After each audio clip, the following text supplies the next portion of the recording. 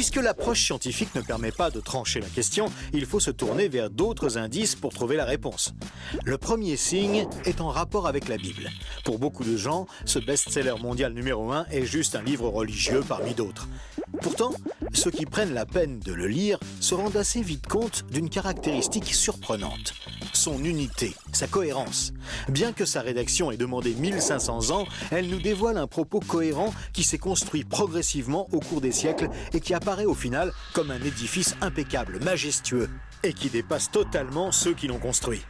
Des premières pages aux derniers mots, elle est centrée autour d'un même sujet, la connaissance de Dieu, le Messie et le plan du salut divin pour l'humanité.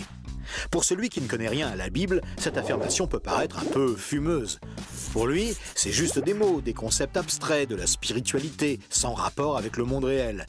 Mais pour celui qui la lit et cherche un peu, l'évidence devient de plus en plus écrasante que quelqu'un, derrière ce livre, au travers de centaines d'épisodes, de miracles, de prophéties et d'événements surnaturels, quelqu'un a construit un message qui nous est adressé.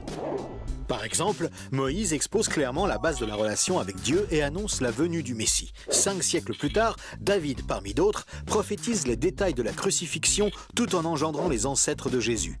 300 ans plus tard, c'est l'œuvre monumentale d'Ésaïe qui complète de façon saisissante le portrait du Messie, annonce son sacrifice, sa résurrection et la future restauration mondiale. Et c'est comme cela tout au long des 66 livres de la Bible, avec des centaines de détails et révélations surnaturelles. Et cela pose une vraie question. Comment cette quarantaine d'auteurs tellement différents, Moïse, David, Salomon, Ésaïe, Daniel ou Jésus, qui a accompli des dizaines de prophéties par le seul fait d'exister, comment peuvent-ils parler d'une seule voix et aborder chacun une facette du même message ? Sans se connaître, ils se confirment mutuellement et construisent le même tableau, un seul tableau immense et qui les dépasse totalement. C'est complètement incompréhensible et impossible à réaliser. Ils ont été chefs d'État, bergers, prophètes ou apôtres. Ils ne se sont jamais connus, ont vécu à des siècles d'écart et sont pourtant en parfaite unité, centrés exactement autour du même sujet. Impossible, n'est-ce pas ? Et c'est un cas totalement unique. Ni le Coran, qui ne s'appuie que sur un seul homme, sans antécédent ni aucune confirmation postérieure, ni les écrits hindous, truffés de récits légendaires, ni aucun texte religieux de l'Antiquité n'a ce caractère unique. La Bible seule comporte cette sorte de filigrane attestant de sa véritable origine. Le second signe est lui aussi au cœur des passions les plus extrêmes. Il s'agit du peuple juif. Étrangement, le simple fait de parler d'Israël déchaîne des réactions quasi irrationnelles. Certains veulent son extermination, alors que d'autres le voient comme le paradis sur terre. Mais si on veut bien rester calme et juste considérer les faits, l'histoire, il y a pourtant de quoi s'interroger sérieusement. Comment ce peuple, haï depuis toujours, déporté une première fois, puis revenu sur sa terre il y a 24 siècles, puis déporté à nouveau et dispersé dans le monde entier pendant 17 siècles, comment a-t-il pu survivre? Et comment est-il demeuré un peuple distinct? Aucun autre peuple n'a jamais connu une telle trajectoire, défiant toutes les lois historiques. Comment a-t-il pu reformer un État et même se remettre à parler son ancienne langue? Ça n'est jamais arrivé à aucun autre peuple. Il y a 25 siècles, le prophète Ésaïe posait une question étrange. Un pays peut-il naître en un jour? Ça ne s'est jamais produit, sauf pour la nation d'Israël, qui est née en un seul jour, le 15 mai 1948. Et cela, à peine 3 ans après la fin de la guerre et la solution finale mise sur pied par Hitler pour les exterminer. Et ce n'est pas tout.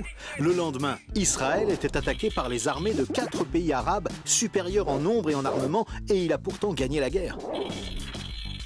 Des soldats ont même raconté avoir assisté à des interventions surnaturelles. Étrange, non? Par la suite, malgré le rideau de fer, des milliers ont émigré de l'ex-URSS, accomplissant une antique prophétie qui mentionnait le retour des Juifs depuis le pays du Nord. Si on considère sa contribution à la science, les Juifs ont remporté 20% des prix Nobel, alors qu'ils ne sont que 0,2% de la population mondiale. Comment est-ce possible ? 150 ans avant, ce n'était qu'un pays désolé, entièrement livré à la mauvaise herbe. Et aujourd'hui, on en parle comme d'un miracle d'agriculture. Ésaïe avait prédit que même le désert refleurirait. Et on trouve aujourd'hui des cultures jusque dans le Negev. Interrogé par le roi de Prusse, Frédéric II, qui lui demandait une preuve de l'existence de Dieu, son chapelain lui avait répondu « Les Juifs, sire, les Juifs ». Et d'où vient la première religion mondiale? de Jésus, un juif, dont l'enseignement, la mort et la résurrection continuent à impacter en profondeur la société humaine. Évidemment, ce peuple est loin d'être un modèle, et il a souvent sombré dans la corruption. Mais la Bible déclare que Dieu en a fait un signe parmi les nations. Qui pourrait dire le contraire ? Pour terminer ce bref survol, une considération d'ordre moral. Encore un sujet tabou et pourtant... La Bible présente le bien et le mal comme des valeurs absolues, des valeurs extérieures à l'homme, qui les perçoit cependant par le moyen de sa conscience. Au contraire, la vision matérialiste de l'homme affirme que le bien et le mal sont des notions culturelles, relatives, résultant d'un long processus évolutif de l'être humain. Pourtant, tout le monde considère certaines valeurs morales comme supérieures à tout le reste. Par exemple, violer une petite fille, massacrer des bébés, commettre un génocide ou laisser quelqu'un mourir de faim sont considérés comme cruels et inacceptables. Même si certains tortionnaires ont affirmé qu'ils n'y voyaient rien d'immoral, nous pensons qu'ils n'avaient pas le droit de faire ça. Mais pourquoi le pensons-nous ? Pourquoi pensons-nous que certains préceptes moraux sont supérieurs ? D'où vient ce sentiment qu'il existe, en dehors de nous, des normes morales supérieures, des normes indépendantes de nous, puisque nous nous sentons nous-mêmes jugés par ces exigences morales ? Étrange, non ? Nous avons parfaitement conscience d'être imparfaits. Nous pensons que l'humanité est détraquée, mais par rapport à quoi ? Ce sentiment de culpabilité contredit d'ailleurs la théorie de l'évolution et son hypothétique lutte pour la survie. Et pourquoi l'homme aspire-t-il au merveilleux, au paradis, quelle que soit sa culture ? D'où vient ce sentiment intérieur qui fait exactement écho au récit biblique ?